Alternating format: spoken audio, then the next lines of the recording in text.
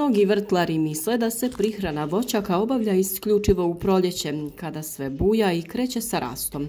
No istina je da se najvažniji procesi u voćkama odvijaju mnogo prije nego što to vidimo golim okom, upravo sada, u jesen. U komentarima smo dobili pitanje, je li tačno da voćki sada u jesen treba dodati gnojivo da bi formirala voćne pupove za narednu sezonu? Je li to uzročno-posljedična veza?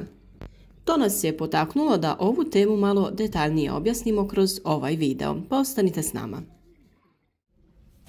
U jesen se ne dodaje gnojivo da bi se potaknulo cvjetanje odmah, nego da bi se pojačali pupovi koji su već formirani, da prezime zdravi i puni hranjiva, da bi se osiguralo dovoljno fosfora i kalija koji direktno utječu na razvoj cvjetnih organa i otpornost biljke, kako bi se povećala otpornost na niske temperature, jer fosfor, kalij i magnezij pomažu u sazrijevanju tkiva. Dakle, jesenja prihrana ne formira pupove iznova, ali presudno utječe na njihovu kvalitetu i preživljavanje zime. Dodavanje hranjiva u jesen pomaže da se pupovi koji su već formirani pravilno razviju, sazriju i izdrže zimu, što direktno utječe na obilnost cvjetanja i rodnost sljedećeg proljeća. Dakle, uzročno-posljedična veza postoji, ali više u smislu osiguravanja kvalitete i preživljavanja pupova, a ne njihovog stvaranja ispočetka. Dok lišće lagano mijenja boju u voćnjaku i priprema se da padne, voćka već polako zatvara sezonu, ali istovremeno i započinje novu. U njenoj unutrašnjosti odvija se proces sazrijevanja drvenastih tkiva, jačanja korijena i, što je najvažnije, dozrijevanja voćnih pupova koji će iduće proljeće procvjetati. Voćni pupovi se ne stvaraju u proljeće kako mnogi misle, već tokom ljeta kada se formiraju njihovi začeci, ali se njihov puni razvoj i sazrijevanje dovršava krajem ljeta i početkom jeseni.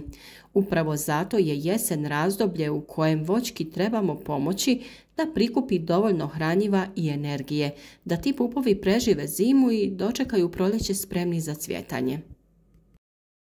Ako voćka u tom periodu nema dovoljno hranjiva, pogotovo fosfora, kalija i magnezija, pupovi ostaju slabo razvijeni.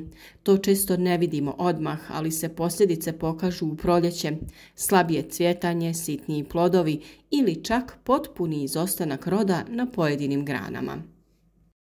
Upravo zato se sa pravom može reći da postoji ta uzročno-posljedična veza između jesenske prihrane i rodnosti naredne sezone.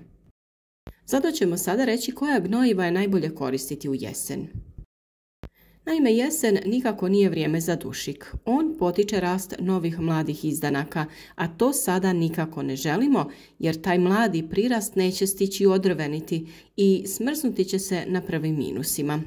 Umjesto toga treba birati gnojiva bogata fosforom i kalijem, jer upravo ta dva elementa pomažu u razvoju korijena, doprinose otpornosti biljke na hladnoću i direktno učestvuju u formiranju i dozrijevanju cvjetnih pupova. Od prirodnih opcija najbolji izbor su zreli stajnjak, ne onaj svježi, jer svjež teško se razgrađuje i može spaliti korijen.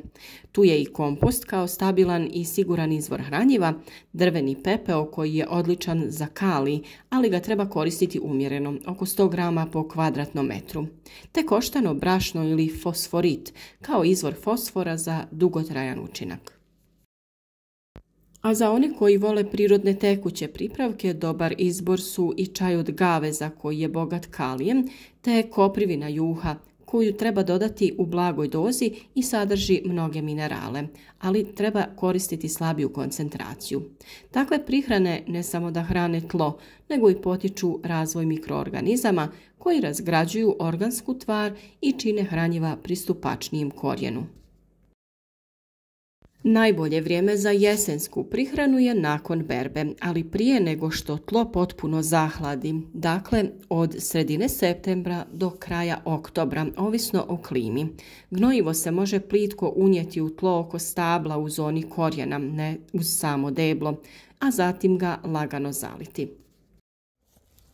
Kod starijih stabala možete prihranu rasporediti po površini ispod krošnje, jer se upravo tu nalazi većina aktivnih korijenovih dlačica.